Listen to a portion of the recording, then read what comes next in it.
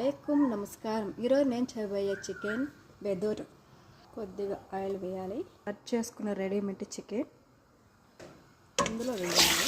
ఇందులో rose water కొద్దిగా వేయాలి. కొద్దిగా నిమ్మరసం, కొద్దిగా ఉప్పు. 2 నిమిషాల పాటు ఇలా వేయించుకోవాలి. దీంట్లో ఉండే చిన్న గలీజ్ మొత్తం బయట వచ్చేస్తుంది. చూసారు కదా, ఇది గలీజ్ మొత్తం వచ్చేస్తుంది. ఇలా చిన్న వేస్ట్గా మనం ఎంత క్లీన్ చేసినా కూడా ఇది కొద్దిగా ఇలాగే ఉంటుంది. అలాగే మనం సాంబారు కూరలు చేసేసుకుంటాం. దీన్ని ఫ్రై చేసేస్తాము. ఐస్లో ఉంటుంది కాబట్టి ఫ్రిడ్జ్లో అది ఐస్ నీళ్ళు గడ్డ కట్టినదంతా ఇలా ఫ్రై రూపంలో ఇలా వచ్చేస్తుంది. దీన్ని నీట్గా క్లీన్ చేసుకున్నట్టు బాగుంటుంది. క్లీన్ చేసేసానికి కావాల్సిన green onion, red capsicum, tomato.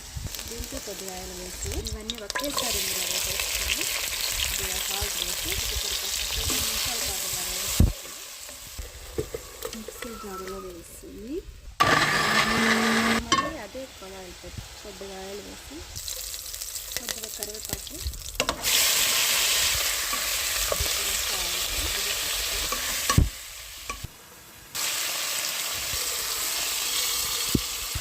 ధనియాల పౌడర్, లెమన్ పౌడర్, కారం.